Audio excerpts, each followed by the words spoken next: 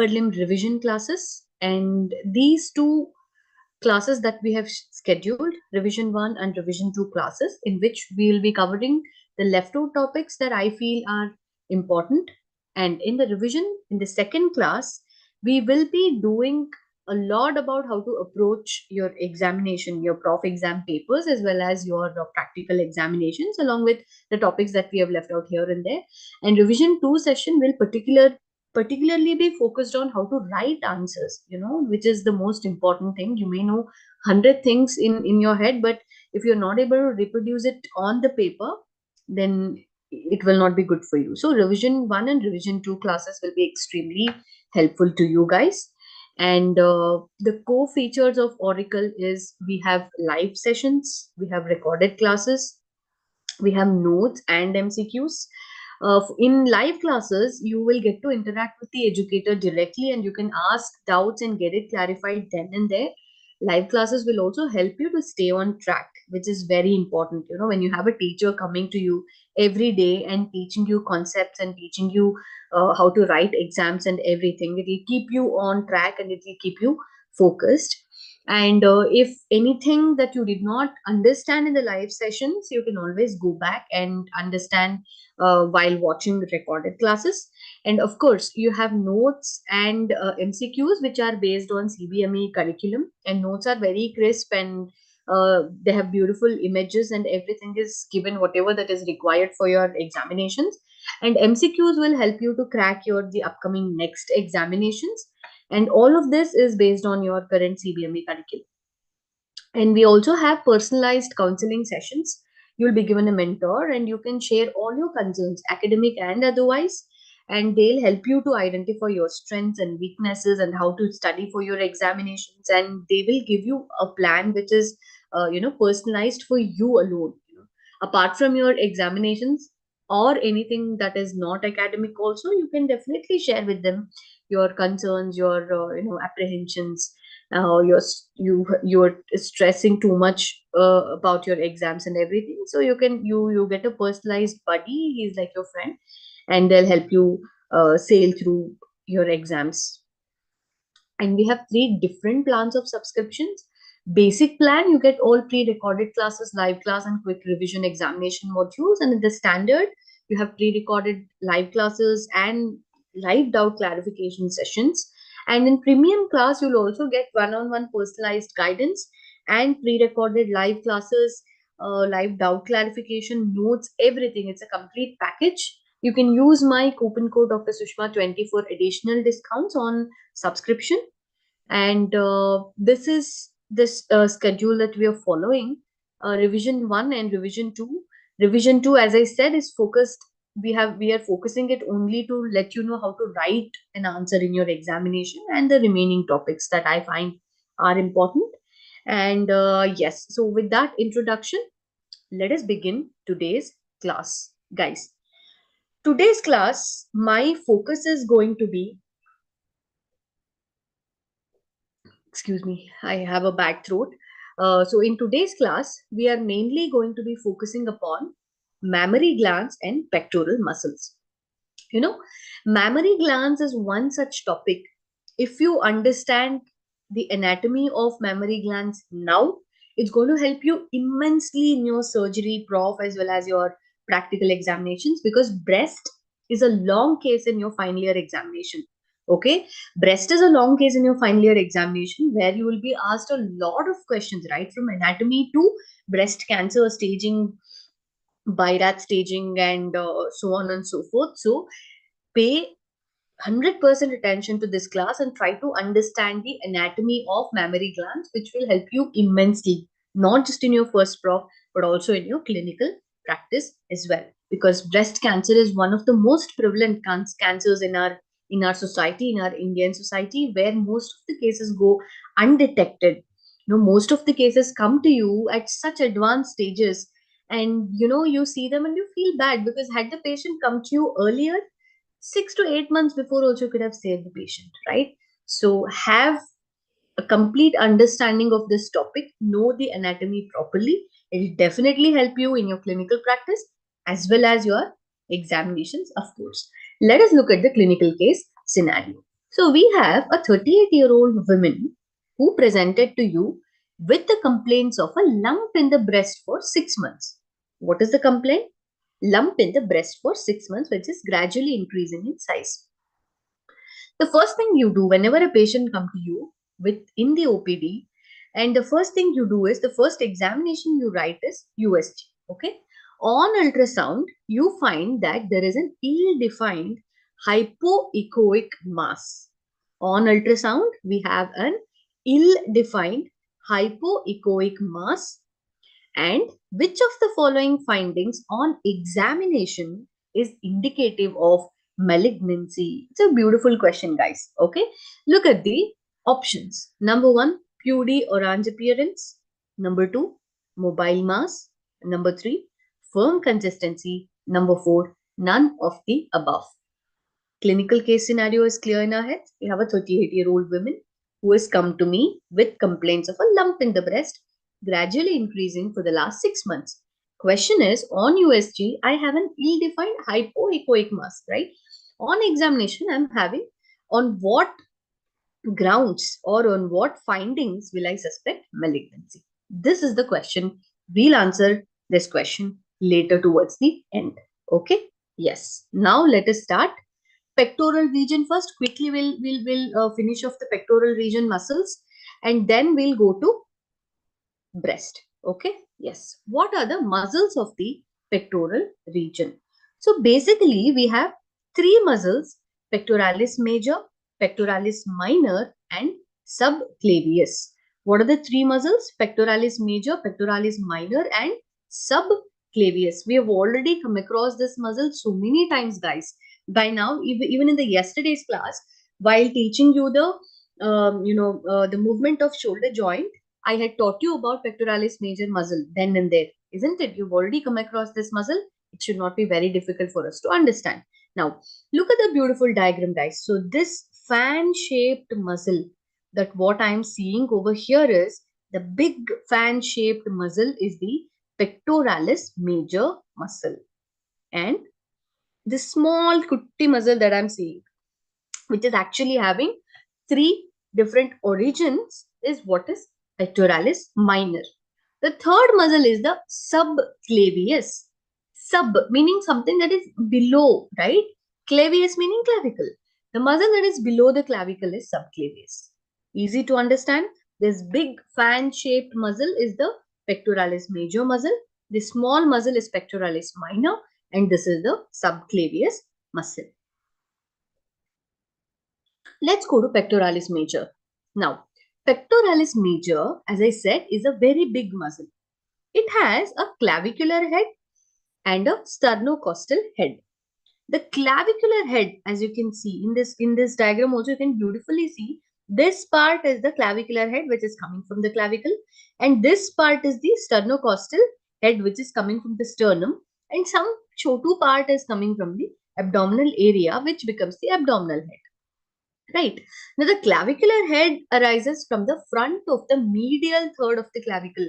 If you remember in the osteology picture, I had shown this. I had shown this picture, particular picture that I had put of clavicle had, the origin of the pectoralis major muscle from where? From the medial third of clavicle.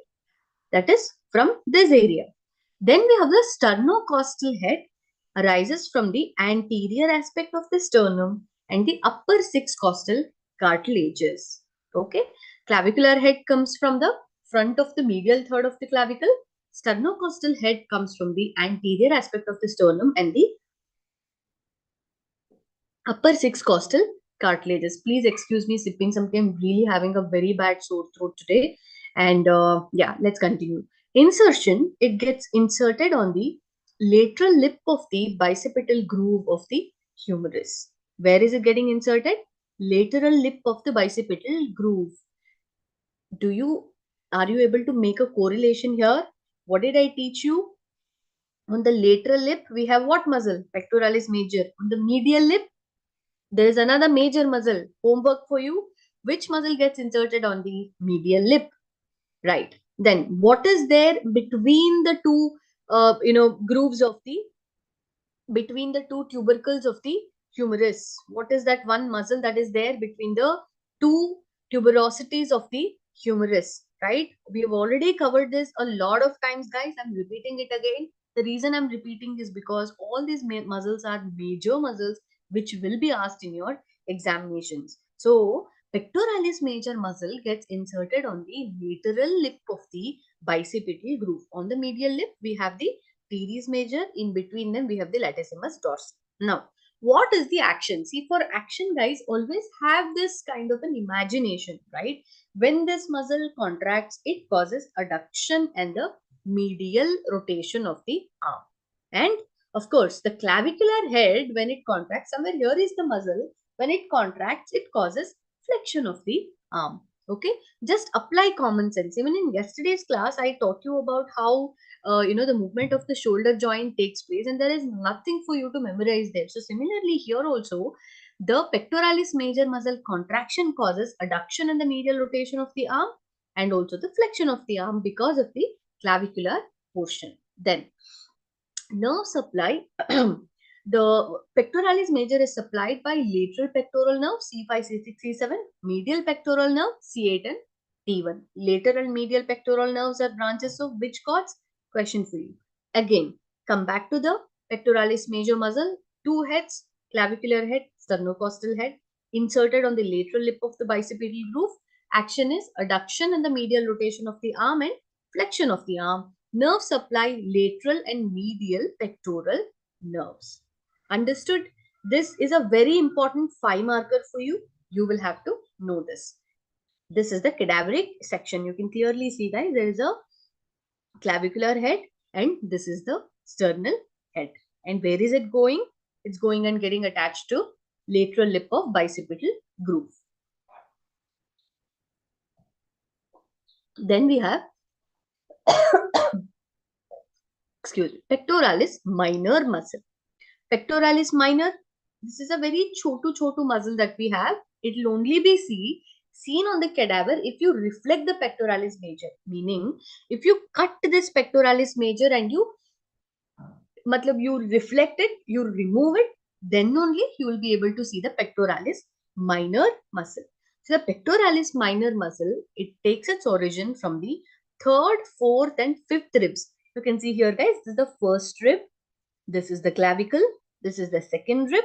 This is the third, fourth and fifth ribs near their cartilage. Pectoralis minor comes from the 3 ribs, 3, 4, 5 ribs. And where is it going and getting inserted? It is getting inserted on the medial aspect of the coracoid process of the scapula. What is the action? It depresses the point of shoulder, and if the scapula is fixed, it elevates the ribs of origin, and it is supplied by medial pectoral nerve. So when do we see pectoralis minor? In this cadaveric section, you can clearly see, guys, the pectoralis major is reflected. Pectoralis major is reflected, and then here you see this chotu muscle which is coming from the third, fourth, fifth ribs is the pectoralis minor muscle. Okay? Yes. Then let's go to the subclavius muscle. Subclavius muscle, very easy. It is below the clavicle and it takes its origin from the first costal cartilage and it inserted into the subclavian groove on clavicle. This is one of the very few first things that they teach you in osteology. The first bone they generally teach us is clavicle, right? So in the clavicle they point that one groove that we have, right? They keep hammering this, that the subclavian groove. So what is that groove? What muscle inserts there? Subclavius muscle. Action is it depresses the clavicle and steadies this bone during movements of the shoulder girdle. Okay. Nerve supply is nerve to subclavius comes from the roots of the brachial plexus C5 and C6. Again, I've just added this serratus anterior muscle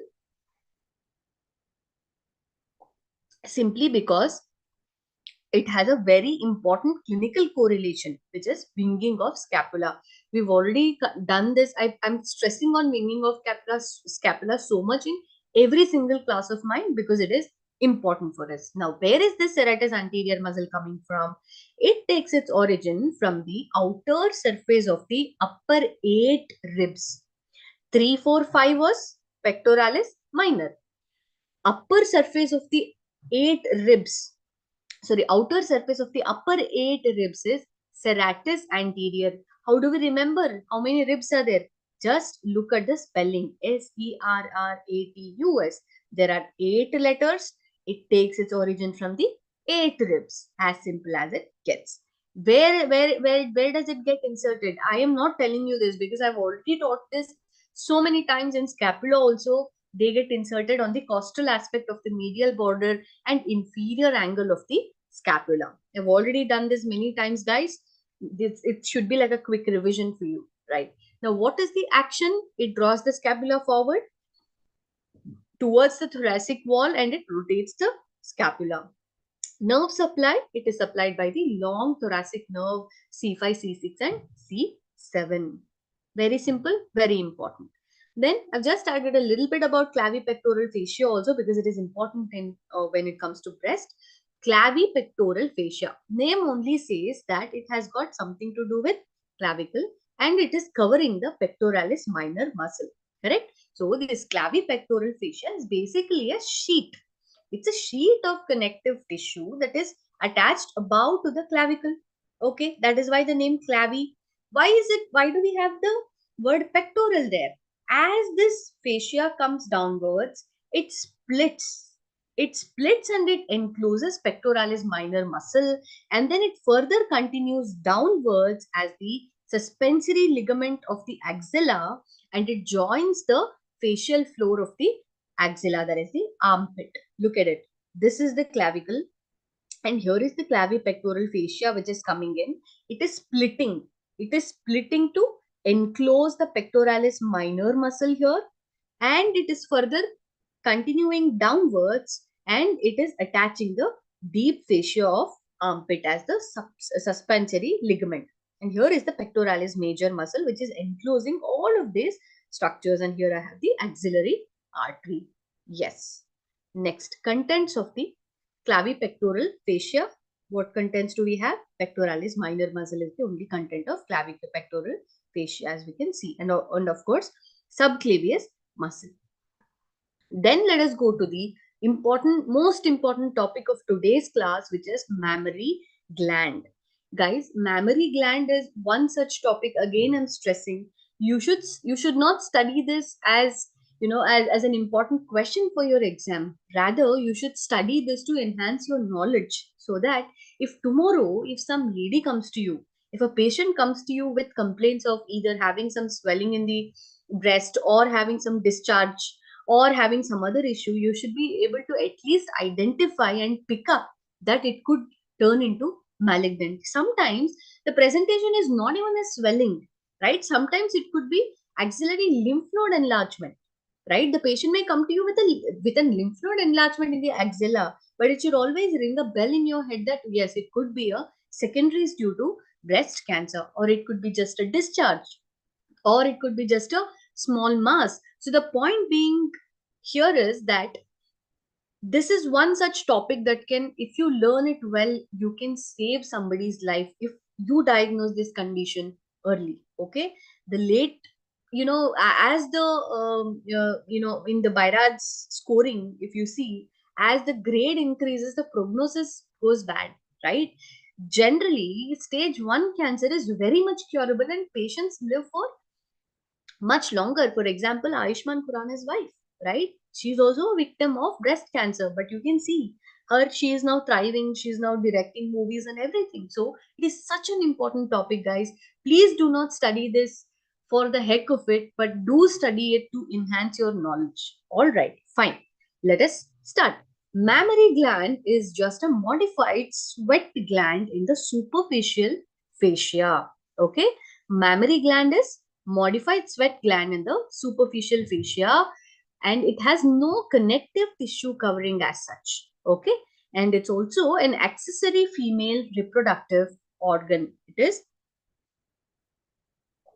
accessory female reproductive organ. Yes. Now, extent of breast is an important question. This will be asked in your viva as well.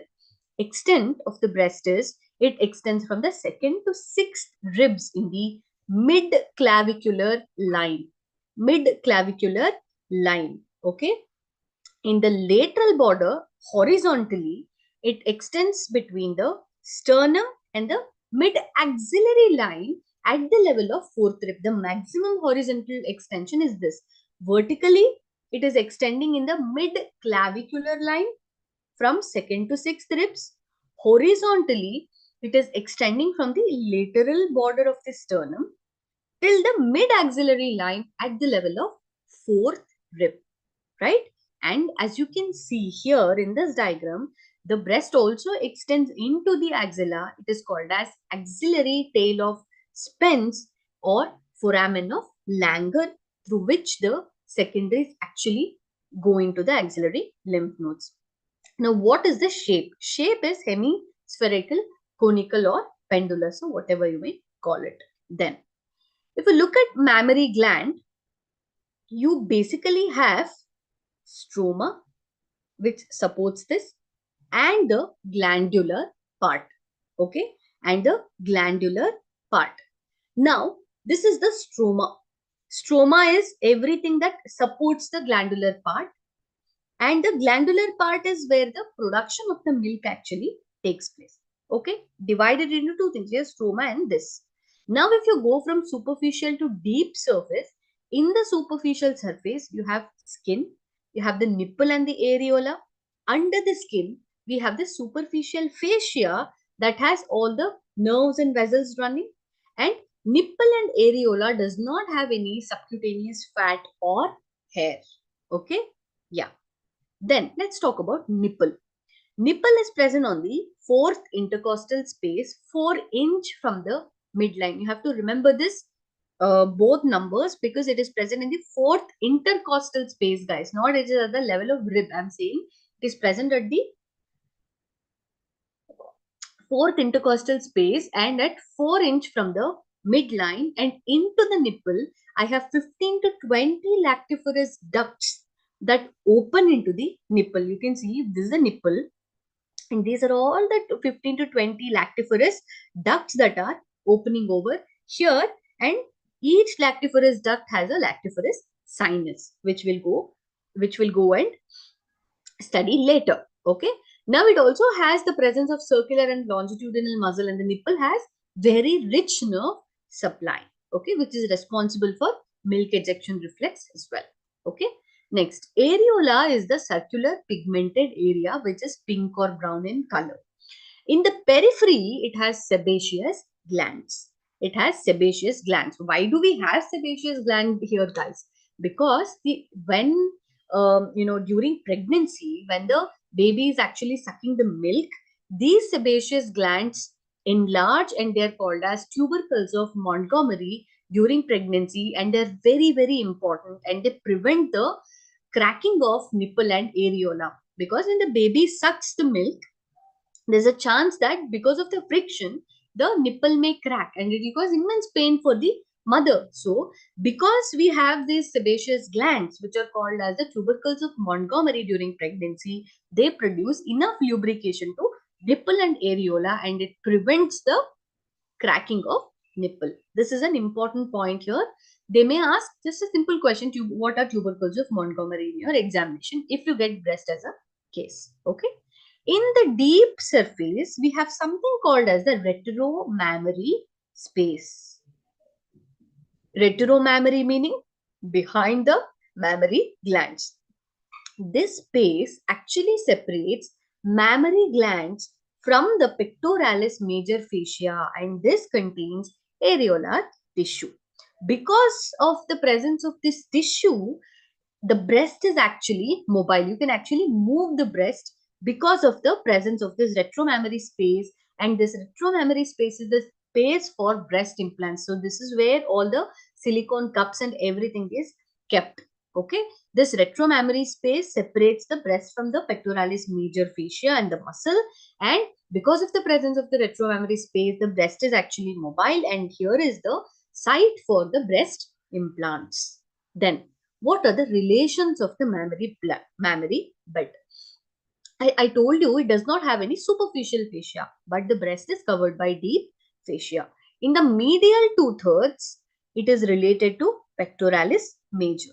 In the lateral 2/3, it is related to serratus anterior, the upper to digitation. So serratus anterior comes from first to 8 ribs, right? In the upper portion, it is actually related to serratus anterior. And of course, we have the external oblique aponeurosis inferomedially that's separated from the rectus sheath. This is the external oblique aponeurosis that separates it from the rectus sheath. Okay? Yes. Now, I told you that it has the structure of breast has two components, correct? First is the glandular element, which is responsible for the production of milk. Second is the connective tissue stroma, stromal element that supports the breast, correct? Now, the glandular portion is also called as parenchyma. It is also called as the breast parenchyma. All of these terminologies, guys, all of these terminologies are extremely important. When you go to your pathology, that is when you go to second year, you'll actually study certain conditions that only affect the breast parenchyma, certain conditions that only affect the connective tissue, right? Now, when they say it's a breast parenchymal disorder, you should know what parenchyma is, isn't it? You should know what parenchyma is. So it is that important to understand every structure, and the names also, right? Structure of breast, let this be imprinted in your brain. It has two components: glandular portion, which is also called as parenchyma, connective tissue component, which is also called as stroma. Stroma supports the glandular portion. Understood? No doubt. Yes. Why I'm stressing on this is because you will study the same things again in pathology and in your surgery, in which you will study about the disorders. We'll study the breast parenchymal disorders. We'll study the stromal disorders. Then you should have a complete idea. You should get a complete picture about what exactly they are talking about. Otherwise, you'll get it mixed up. All right, let's go. Next, in the connective tissue stroma, I have fibrous tissue, fatty tissue, and suspensory ligament of Cooper. So this is the suspensory ligament of Cooper. Yes. Further, glandular portion. Guys, again pay 100% attention over here. This glandular portion has 15 to 20 lobes, each with multiple lobules that contains acini or alveoli. Okay. If you look at the glandular portion of the breast, what does it have? It has 15 to 20 lobes. These are all the lobes of the mammary gland. Each lobe has multiple lobules. If suppose this is one lobe, okay, the one that I'm pointing at, we have 15 to 20 of such lobes, correct?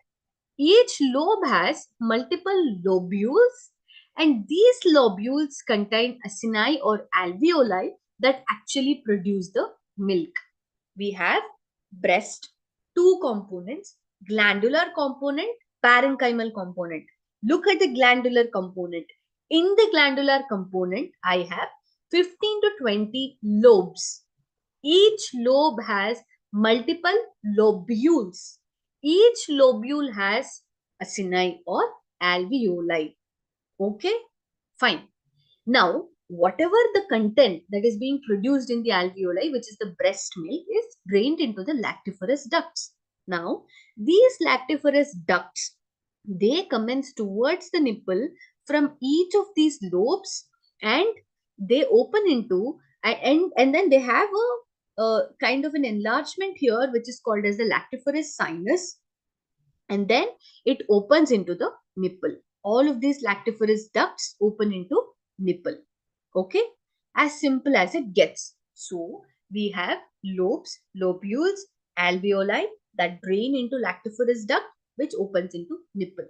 Why am I stressing on this point, guys? Because we have certain carcinomas like intraductal carcinoma. When they say intraductal carcinoma, what exactly, which part am I talking about? I am talking about the carcinoma that is arising from the lactiferous ducts. I have lobular carcinoma. When I say lobular carcinoma, I am talking about the carcinoma that is arising from the lobes, isn't it? So each and every part over here becomes important because we have cancers coming from these parts. Why am I stressing on the anatomy so much is When I say, when they say intraductal carcinoma, what am I talking about? I'm talking about cancerous thing that is coming from the lactiferous duct. What will be the patient presentation? If a cancer is arising from the lactiferous duct, that means the patient will come to you with some nipple discharge, isn't it? The patient will come to you with, let's say, a bloody discharge or some blackish or greenish discharge. So, what can you suspect? If tomorrow a 38-year-old female comes to you, you're sitting in the OPD, the patient says that I am having a greenish yellow discharge or a black discharge, then of course there is something wrong in the lactiferous duct. If there is nothing wrong in the lactiferous duct, then you go further up. Then you think that something, the milk that is getting produced, the discharge that is getting produced, where else can it come from? It can come from alveoli. So something, okay, the production itself is not there, or there is something, some other pathology which is affecting my patient. So every bit of this anatomy is extremely important for you guys, because there is a cancer that comes from each of these parts. All right. So then all of these 15 to 20 lobes that I have, they are radially arranged, and hence the incision is also given radially. The glandular tissue, they increase during pregnancy and lactation. Okay. Yes. Look at this, guys. Lobes, lobules, ducts, and sinuses. This beautiful picture, you will have to write this in your examination as well. Just make a simple putty line diagram. You don't have to really, you don't have to draw a diagram, a colorful diagram or anything. Just make this small table and also write this line diagram. Okay. Now, this is a structure of mammary gland assets. The glandular part where you have the suspensory ligament of Cooper that attaches the breast to the chest wall. Okay, this suspensory ligament of Cooper runs from skin to pectoralis major. It attaches the breast tissue to the chest wall. These are the lactiferous. If you look at in inactive mammary gland, look at the ducts and look at the connective tissue. The entire, this is just a histopath specimen, and this is an inactive mammary gland. And look at all the ducts in the compound tubulo-alveolar gland. There is no glandular component at all, right? The alveoli and all are, they're really small, but it has a lot of connective tissue dermis. But look at it. This is an active mammary gland, and you can see the secretory alveoli which are filled with breast milk, and this is the lactiferous duct which is filled with milk. So you can clearly see how beautiful the God has made. The creation of God is so beautiful. This is just an inactive mammary gland. Look at how the active mammary gland is. This is the beauty of studying human anatomy, that you get to know these beautiful things, isn't it? Yes. Now let's go to the blood supply. I hope you have no doubt about the stromal component and the glandular component. In the blood supply, it is supplied by the internal thoracic artery and branches from the axillary artery, that is superior thoracic, thoracoacromial, lateral thoracic and subscapular artery, and the intercostal artery. Okay. Yes. Now, this is the blood supply. As you can see, the main branches are the branches from axilla, superior thoracic and thoracoacromial pectoral branches, lateral thoracic, and the subscapular artery. So this is the, you may make a simple line diagram like this, just have a simple line diagram if at all this question comes in examination.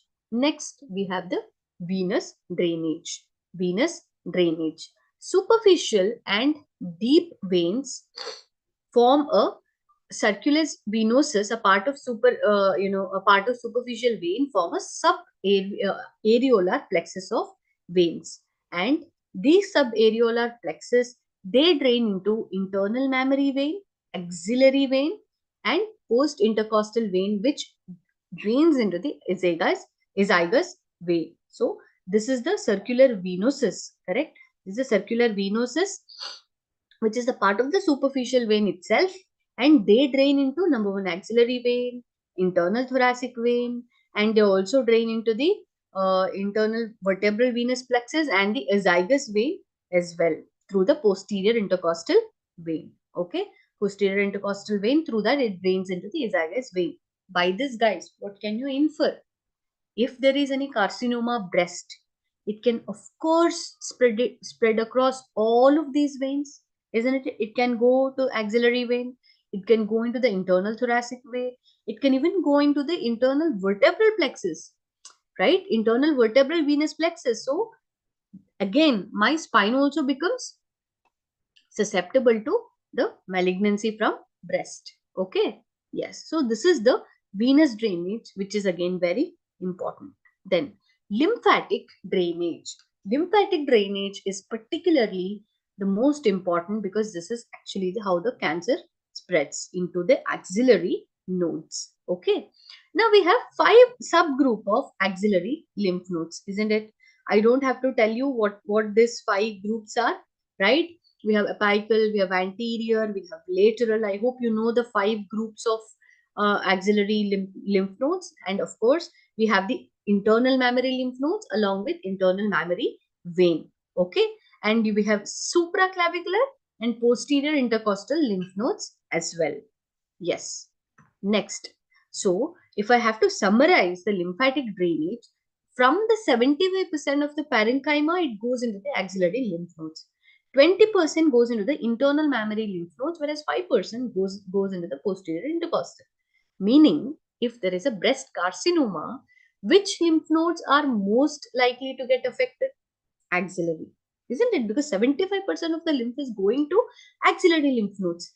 So, if a patient comes to you with axillary lymph node, unilateral axillary lymph node enlargement, it should immediately raise a bell in your head that, oh my God, this could be a case of breast carcinoma. So, if a patient comes to you with axillary lymph node enlargement, then you will obviously have to rule out breast cancer. Okay.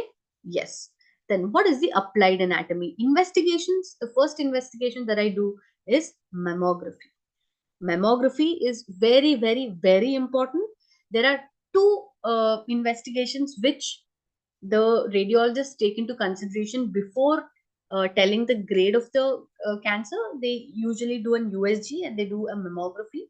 They take the reports of both these investigations, they keep it side by side, and then they give the BIRATS classification. Okay, BIRATS grading is given after considering both the investigations, mammography and USG. Suppose if a patient comes to you in the OPD with complaints of a lump in the breast, first you send the patient into the USG, and then you will invariably have to do a mammography to rule out carcinoma. In some conditions, an MRI is also done, but it's beyond the scope of this discussion. What conditions MRI is done? It's a different scenario altogether. But for you at this level, you should know mammography is a soft tissue radiography of breast, and here I can diagnose any condition. Okay, here I can diagnose any condition depending upon this series of radiographs are taken. Okay, looking at the X-ray, I can tell you what it is. Then, of course, we do something called as FNAC. FNAC is when you poke a needle and take a chunk of the tissue to see under microscope. Okay. Then axillary tail of Spence sometimes will be mistaken for enlarged lymph nodes or lipoma. And what is this axillary tail of Spence? It comes from the upper outer quadrant of breast that goes into the axillary area. Sometimes it may be mistaken for an enlarged lymph node. Nipple, I told you already, cracked nipple is very common during pregnancy and lactation. So that is why we have the tubercles of Montgomery. Discharges, yes, discharges are very, very important. Discharge, the only time when the discharge is normal or physiological is during lactation.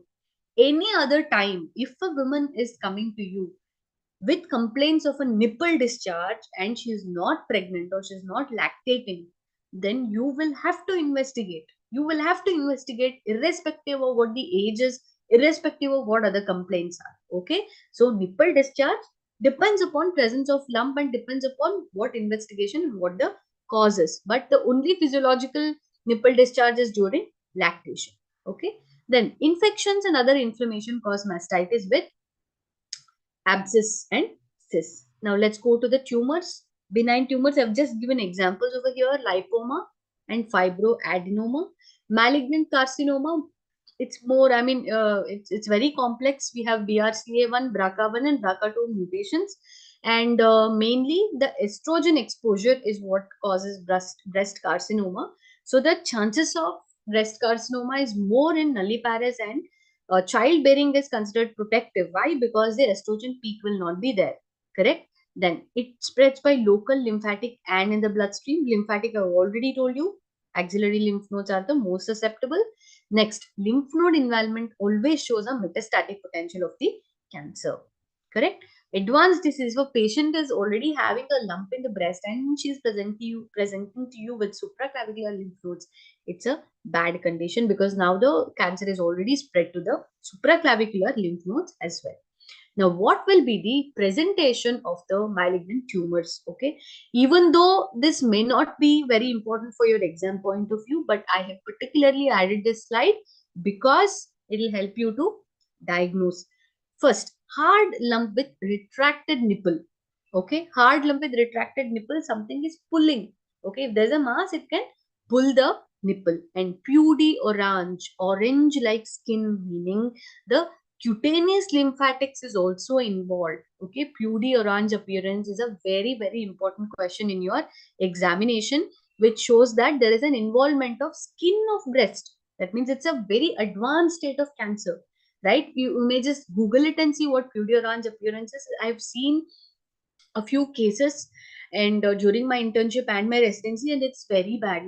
It's a very advanced stage of cancer. The skin actually looks like the skin of the orange. Okay, then in advanced state you may see ulceration and fixation to chest wall, and of course metastasis elsewhere to the bone, to spine, to liver, and so on. Treatment is, there's a whole bunch of treatment options that we have, right from surgery to hormonal therapy. If it is, ERPR positive and HER2 positive and everything. So this you will study the treatment aspect. It's a very big thing in your surgery. Yes. Now, when do I say during examination itself that I am actually suspecting breast cancer? When I see pudy orange appearance or nipple retraction or skin dimpling.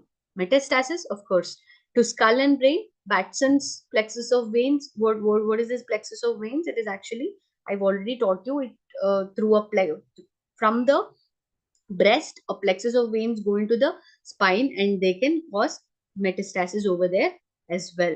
Okay. Yes. So look at the pudy orange appearance, guys. It means that the cancer is already reached into the skin also, and it's a very bad state. Okay. So this is how the cancer of breast looks like. Yes. Now this is the lymphatic drainage. You'll have to write this diagram. Lymphatic supply itself can be asked as a 5 marker or a 3 marker. Maximum 75% goes into the axillary lymph nodes. Some amount go into the infraclavicular as well as the supraclavicular and the parasternal lymph nodes, but it can reach anywhere, any part of the body. And this is the form Krickenberg's tumor. Krickenberg's tumor meaning any metastasis from any part of the body, and if the tumor is comes to the ovary, it is called as Krickenberg's tumor. Okay. Yes. Next, the congenital anomalies is something that I'd not like to touch upon over here, and I have just added this slide. If you are interested, you can just go through this, and if you have any questions, you can always ask me. Okay. So to summarize, mammary glands is a question. Anatomy you should be thorough with. Applied aspects you should be thorough with. Applied aspects itself can be asked as a 10-marker question. So my initial clinical case scenario, if you remember, what was the question? Lady comes to you with a mass that is gradually increasing for the period of 6 months. On examination, what indicates breast cancer? One of the options was pudy orange appearance. Second option was mobility. There is a mass called as fibroadenoma, which is called as breast mouse, which is a benign tumor. So mobility does not judge whether or not the tumor is malignant. Okay. What judges, or on what on examination, what findings do indicate whether the tumor is malignant or not? Number one, pudy orange appearance, whether there is any dimpling or puckering or retraction of nipples. So all these points indicate towards malignancy of the tumor. Okay. So breast, anatomical considerations, stromal part and glandular part. Gland has lobules and lactiferous sinus and lactiferous duct. And you'll have to read about nipple, areola, and stromal component is nothing. It just supports the glandular part. And you have to write lots of points about applied anatomy. You can write about mastitis. You can write about breast carcinoma. You can write about mammography. You can write about the protective factors. Many things. I have tried to compile everything. And yes, thank you so much. And that will be it for today's class.